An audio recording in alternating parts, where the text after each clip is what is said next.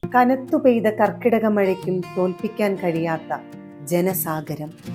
അതെ, കല്ലാച്ചി ടൗണിന്റെ ഹൃദയഭാഗത്തെ മാരാം വീട്ടിൽ പ്രത്യേകം സജ്ജമാക്കിയ ആ വലിയ മൈതാനത്തേക്ക് ഒഴുകിയെത്തിയത് ആയിരങ്ങളായിരുന്നു. ആകാശത്ത് കാർമേഘങ്ങൾ കറുത്തുരുണ്ടുകൂടിയപ്പോഴും നാദാപുരത്തിന്റെ മണ്ണിൽ അറിവിന്റെയും വിജയത്തിന്റെയും വെളിച്ചം നക്ഷത്രങ്ങളെപ്പോലെ തിളങ്ങി നിൽക്കുകയായിരുന്നു. നാദാപുരം നിയോജക മണ്ഡലത്തിലെ വിദ്യാഭ്യാസ മേഖലയിലെ ഒരു ചരിത്ര ചുവടുവെപ്പ്. KM അഭിജിത്തിന്റെ മനോഹരമായ MLA കെയർ പദ്ധതിയുടെ ഭാഗമായി സംഘടിപ്പിക്കപ്പെട്ട മഹാസംഗമം. SSLC +2 പരീക്ഷകളിൽ ഉന്നത വിജയം കരസ്ഥമാക്കിയ നാദാപുരത്തിന്റെ മിടുക്കരെയും മിടുക്കികളെയും നെഞ്ചോട് ചേർത്ത് ആദരിക്കുന്ന മഹാസുദിനം. നിയോജക മണ്ഡലത്തിന്റെ വിവിധ കോണുകളിൽ നിന്നുള്ള പ്രതിഭകൾ തങ്ങളുടെ പ്രിയപ്പെട്ട രക്ഷിതാക്കളുടെ കൈകളും പിടിച്ച് അഭിമാനത്തോടെ ആ സദസ്സിലേക്ക് നടന്നെടുത്തു. അവർക്ക് മഴ ഒരു തടസ്സമായിരുന്നില്ല. കരിയറിന്റെ പ്രാധാന്യം വിവരിച്ചുകൊണ്ടുള്ള ക്ലാസ്സോടെയായിരുന്നു പരിപാടിയുടെ തുടക്കം. പിന്നാലെ ജനപ്രിയ മോട്ടിവേറ്റർ ജോസഫ് അന്നക്കുട്ടി ജോസ്. ഒന്നും പറയാനില്ല, കേട്ടിരിക്കുന്ന ഏതു മനസ്സിനെയും ശാന്തമാക്കുന്ന, ചിന്തിപ്പിക്കുന്ന അതിമനോഹരമായ ഒരു ക്ലാസ്. ജീവിതത്തിൽ കുടുംബ ബന്ധങ്ങൾ എത്രത്തോളം പ്രധാനമാണെന്നും വരും തലമുറയ്ക്ക് എന്താണ് ആവശ്യമെന്നും ഓർമ്മിപ്പിച്ച ആ വാക്കുകൾ സദസ് ശ്വാസമടക്കി പിടിച്ചാണ് രക്ഷിതാക്കളും കുട്ടികളും കേട്ടത്. പെൺകുട്ടിക്ക് അവാർഡ് കിട്ടി, ഏറ്റവും മികച്ച ട്രെയിനർ മിടിക്കുകയാണെന്നും അവളവിടെ സ്റ്റേജിലേക്ക് കയറി വന്നിട്ട് എന്നോട് പറഞ്ഞു, ഞാൻ വീഡിയോ നിങ്ങൾ ആ വീഡിയോ കണ്ടവരുണ്ടോ അവിടെ? ആ ലേഡി കയറി വന്നപ്പോൾ അവൾ തന്നെ ബൈക്ക് എടുത്തിട്ട് പറയാണ്, സാറേ, എന്നെ ഏറ്റവും സപ്പോർട്ട് ചെയ്ത് എൻ്റെ ഹസ്ബൻഡാണ്. നിങ്ങൾക്കറിയാലോ, ഈ എന്നെപ്പോലുള്ളവർക്ക് ഇതിനകത്തേക്ക് ഇറങ്ങാൻ കുറച്ച് ബുദ്ധിമുട്ടുണ്ട്, പ്രത്യേകിച്ച് ഞങ്ങളുടെ കൂട്ടർക്ക്. അങ്ങനെ രീതിയിൽ സ്ലൈറ്റ്ലി ഒരു ഫ്ലേവർ തിരിയുന്ന രീതിയിൽ അവർ സംസാരിച്ചു. സപ്പോർട്ട് ചെയ്തത് ഭർത്താവാണ്. മാതാപിതാക്കള് സപ്പോർട്ട് ചെയ്തിട്ടുണ്ടാവും, കുറെ പേര് എതിർത്തു. എന്നെ ഏറ്റവും സപ്പോർട്ട് ചെയ്ത് എൻ്റെ മോളാണ്. ഞാൻ രാവിലെ എഴുന്നേൽക്കുമ്പോൾ എനിക്ക് കട്ടൻ ചായ തിളപ്പിച്ച് തരുന്നത്, എൻ്റെ ഡ്രസ്സ് മടക്കി വെക്കുന്നത് എൻ്റെ പൊന്നു മോളാണ്. എൻ്റെ മോൾക്ക് ഈ അവാർഡ് കൊടുക്കണം എന്ന് പറഞ്ഞ് ആ കൊച്ചു കുട്ടിക്കാണ് അവാർഡ് കൊടുത്തത്. ഞാൻ ഈ കോണ്ടന്റ് വീഡിയോ ആയിട്ടിട്ടു. ഇൻസ്റ്റഗ്രാമിൽ മുഴുവൻ 2000-ലധികം കമന്റ്സിലെല്ലാം പോസിറ്റീവ് കമന്റാണ്. എല്ലാം പോസിറ്റീവ് കമന്റാണ്. കമന്റ് ഇടുന്നവരൊക്കെ ചെറുപ്പക്കാരാണ്. അതേ പോസ്റ്റ് ഫേസ്ബുക്കിൽ ഞാൻ ഇട്ടു. അതിനകത്ത് എല്ലാവരും മതം കുത്തിക്കയറ്റി അതിനൊരു മതവുമായി ബന്ധപ്പെട്ട കോണ്ടന്റ് ആക്കി മാറ്റിക്കളഞ്ഞ് മുഴുവൻ 50 വയസ്സിന് മുകളിലുള്ള ആളുകളാണ്. Please don't pollute our children. Please don't pollute our children. ഞാൻ എന്നിട്ട് ഓരോ കമന്റുകളും ഡിലീറ്റ് ചെയ്ത് കളയായിരുന്നു ഫേസ്ബുക്കിൽ നിന്ന്. ഈ പിള്ളേർ ചിന്തിക്കണില്ലല്ലോ. അവര് കണ്ടത് നല്ലൊരു പെൺകുട്ടി, അധ്വാനിച്ച് മുമ്പിൽ കയറിയ ഒരു പെൺകുട്ടിയെയും ആ പെൺകുട്ടിയെ വളരാൻ സഹായിച്ച അവരുടെ കൊച്ചുമകളെയും അവരുടെ പാരന്റിങ്ങിനെ കുറിച്ച് സംസാരിച്ച ഞാൻ ഒരാൾ പോലും ഫേസ്ബുക്കിൽ ഇൻസ്റ്റഗ്രാമിൽ കമന്റ് ഇട്ടിട്ടില്ല. താനെന്താണോ നിങ്ങളുടെ കന്യാസ്ത്രീമാരെ കുറിച്ച് പറയാതെ?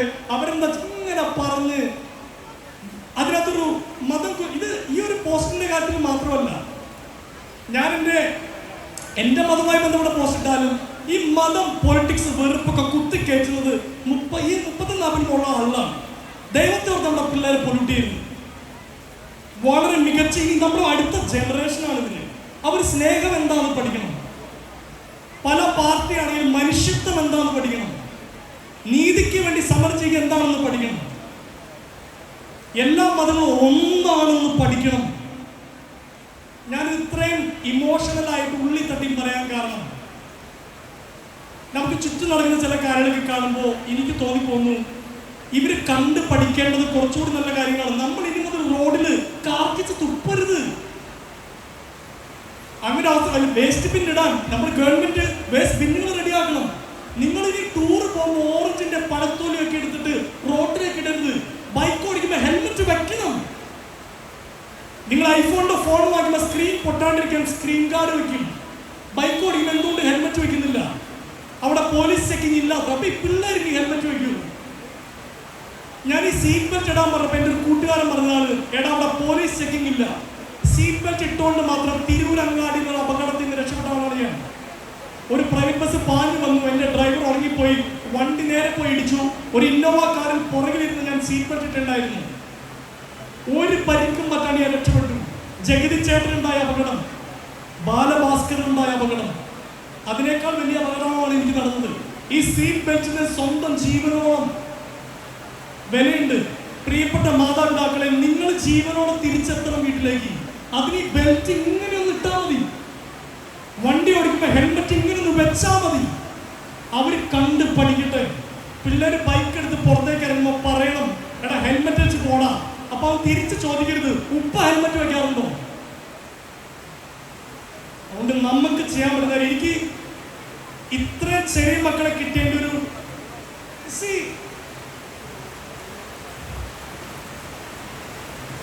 അഭിജിത്ത് ലൈവാണോ അല്ലെങ്കിൽ നാളെ ശവോടൊക്കെ ആയിരിക്കും നോക്കാം. ഇതിപ്പോ സോഷ്യൽ മീഡിയയിൽ ഇട്ടാൽ അവിടെ നിന്ന് കട്ട് ചെയ്ത് എന്തൊക്കെ പറഞ്ഞുണ്ടാക്കാന്ന് എനിക്ക് അറിഞ്ഞൂടാ. എന്നെ ഞാൻ കല്ലെറിയായിരിക്കും. മക്കളെ, നിങ്ങൾ എന്നെ കേൾക്കണുണ്ടോ? എന്ത് രസമാണ് ഒരു മറുപടി പോലും കേൾക്കാൻ. ആ പിള്ളേര് ഇരുന്നിങ്ങനെ കേൾക്കണ്ട. ഈ മഴയത്ത് അവരെന്തെങ്കിലും ഇരുന്ന് കേൾക്കണം. അതുകൊണ്ട് എനിക്ക് നമ്മളോട് പറയാനുള്ളത്, നമ്മൾ എന്തോടെ ഇന്ന് ഇത്രയും വണ്ടി ഇവിടെ പാർക്ക് ചെയ്തിട്ടുണ്ട്. ഇത്രയും വണ്ടി, ഈ വണ്ടി ഓടിക്കുന്നവരോടാണ് ഇന്ന് ഇവിടെ നിന്ന് ഇറങ്ങുമ്പോൾ സൈഡ് കൊടുക്കിടക്കി ഒരുത്തിന് ഹോൺ അടിച്ച് വെറുപ്പിച്ച് വരാൻ എന്നാ അവരങ്ങനെ കയറി പോണ്ടെന്ന് പറയുന്നതിന് പകരം വണ്ടി ഒതുക്കി കൊടുക്ക്. എല്ലൊട്ടിച്ചൊരു വണ്ടി, ഒരു പെൺകുട്ടിയോ ഒരു ആൺകുട്ടിയോ വണ്ടി ഓടിക്കുന്ന സ്ലോലാ പോണേ, ഹോൺ അടിച്ച് വെറുപ്പിക്കാണ്ട് സൈഡിൽ കൂടെ പോ. നിങ്ങൾ വണ്ടി ഓടിക്കാൻ നിൽക്കുന്ന നേരത്ത് ഒരു ഉമ്മ ഇങ്ങനെ ക്രോസ് ചെയ്യാൻ നിൽക്കുമ്പോൾ വണ്ടി ചവിട്ടി നിർത്തി കൊടുക്ക്. ആ ഉമ്മ കടന്നു പോട്ടെ. ഒരു പ്രശസ്തമായ ഒരു വീഡിയോ ഉണ്ട്. അതായത് തിരക്കുള്ളൊരു നഗരം, ഒരുപാട് പേര് റോഡ് ക്രോസ് ചെയ്യാൻ നിൽക്കുകയാണ്. തിരക്കുള്ള നഗരം, റോഡ് ക്രോസ് ചെയ്യാൻ നിൽക്കുന്നു. ചെറുപ്പക്കാരൊക്കെ പുല്ല് പോലെ വണ്ടിയുടെ ഇടയിൽ കൂടെ ഒക്കെ ക്രോസ് ചെയ്യുന്നു. ഒരമ്മച്ചി അവർക്ക് ക്രോസ് ചെയ്യുമ്പോൾ വണ്ടി വരുന്നത് പേടിച്ചിട്ട് അവർ പുറകോട്ട് പോവാം. പലതവണ അവർ മുമ്പോട്ട് പോകും, പുറകോട്ട് പോകും. അപ്പൊ സ്ട്രീറ്റ് ലൈറ്റിന് താഴത്ത് ഒരു ഭ്രാന്തൻ ഇരിക്കുന്നുണ്ട്. ഒരു ഭ്രാന്തൻ അവർ തല ചുരഞ്ഞൊക്കെ ഇങ്ങനെ ഇരിക്കുക. ആ ഭ്രാന്തൻ നോക്കുമ്പോൾ ഈ അമ്മ മുമ്പോട്ട് പോകും, പുറകോട്ട് വരും, മുമ്പോട്ട് പോകും. ഇനി ക്രോസ് ചെയ്യാൻ പറ്റില്ല. കൂടെയുള്ള ഒരു ചെറുപ്പക്കാരി അവരെ സഹായിക്കുന്നില്ല. ഒടുവില് ഈ ഭ്രാന്തൻ നടുറോട്ടിൽ ഇറങ്ങി ഒരു വട്ടം നിന്നിങ്ങനെ അമ്മയോട് പോവാൻ പറഞ്ഞു. അമ്മ പോയിട്ട് ആ ഭ്രാന്തൻ നോക്കി ഇങ്ങനെ മോനെ താങ്ക് യു എന്ന് പറയുന്നുണ്ട്. അയാൾ പിന്നെ പോസ്റ്റിനടി പോയി തല ചൊറിയുന്നുണ്ട്. ഇവിടെ യഥാർത്ഥത്തിൽ ഭ്രാന്ത് അയാൾക്കാണോ അമ്മയെ കാണാതെ പോയ മനുഷ്യർക്കാണോ? നല്ല മാതൃകകൾ നമ്മുടെ പിള്ളേർക്ക്. ഞാൻ പിന്നാലെ വേദിയിലേക്ക് എത്തിയത് വർത്തമാനകാല കേരളം കാതോർക്കുന്ന ശബ്ദം. ഉദ്ഘാടകൻ ജനപ്രിയ രാഷ്ട്രീയ നായകൻ ഷാഫി പറമ്പിൽ MP. തന്റെ അതിഗംഭീരമായ പ്രഭാഷണത്തിലൂടെ കുട്ടികളെയും മുതിർന്നവരെയും ഒരുപോലെ ഞെട്ടിച്ചു കളഞ്ഞു. വിജയത്തിന്റെ ലഹരിയും പരാജയത്തിന്റെ അനുഭവ പാഠങ്ങളും എത്ര മനോഹരമായിട്ടാണ് അദ്ദേഹം ആ വേദിയിൽ പങ്കുവച്ചത്. ബോധം നശിച്ചു കിട്ടുന്ന പ്ലഷറുകളാണ് ലൈഫിലെ സന്തോഷമെന്ന് നമ്മൾ പറഞ്ഞു പഠിപ്പിക്കാൻ ശ്രമിക്കുന്നവരുടെ കയ്യിൽ ഈ മൂക്കിൽ വലിക്കുന്ന പൊടിയും കുത്തിവെക്കുന്ന ഈ പറയുന്ന സാധനങ്ങളും കൊണ്ട് വരുന്നവരുടെ മുമ്പിൽ അതല്ല ഞങ്ങളുടെ ലഹരി, ഞങ്ങളുടെ ലൈഫാണ് ഞങ്ങളുടെ ലഹരി. We are addicted to our life. ഞങ്ങൾക്ക് പോസിറ്റീവ് അഡിക്ഷൻ ആണ് എന്ന് ഇന്ന് ഈ സംഗമത്തിൽ ഇരിക്കുന്ന ആളുകൾ പറയാൻ തീരുമാനിച്ചാൽ നമുക്ക് ലഹരിയെ തുരുത്താൻ പറ്റും. പ്രിയമുള്ളവരെ, എന്തെല്ലാം അഡിക്ഷൻ നമ്മുടെ ലൈഫിലുണ്ട്. ഏതാനും ദിവസങ്ങൾ കഴിയുമ്പോൾ ലോകത്ത് വീണ്ടും പന്തുരുളാൻ പോവുകയാണ്. നിങ്ങൾ ആലോചിച്ച് നോക്കുക, ഒരു ഫുട്ബോൾ വേൾഡ് കപ്പ് കൂടി നമ്മുടെ മുമ്പിലേക്ക് വരികയാണ്. വലിയ ഉയരങ്ങളിലൂടെ മെസ്സിയുടെ കട്ടൗട്ടർ ഇവിടെ വരുന്നു, ക്രിസ്ത്യാനോ റൊണാൾഡോയുടെ വരുന്നു, നെയ്മറിന്റെ വരുന്നു, എംബാപ്പയുടെ വരുന്നു, ജർമ്മനിയുടെ വരുന്നു, ഹോളണ്ടിന്റെ വരുന്നു, ഇംഗ്ലണ്ടിന്റെ വരുന്നു. ഈ രാജ്യം കളിക്കുന്നില്ലാത്ത ലോകകപ്പായിട്ട് പോലും നമ്മുടെ ഗ്രാമപ്രദേശങ്ങളിൽ ചെറുപ്പക്കാർ സംഘടിച്ച് വലിയ കട്ടൗട്ടറുകൾ വെക്കുമ്പോൾ ആ ആവേശമാണ് ലഹരി. ആ മനോഹരമായ ഫുട്ബോളിംഗ് മൊമെന്റ്സ് ആണ് ലഹരി. കൊല്ലം ഷാഫിയുടെ പാട്ടാണ് ലഹരി.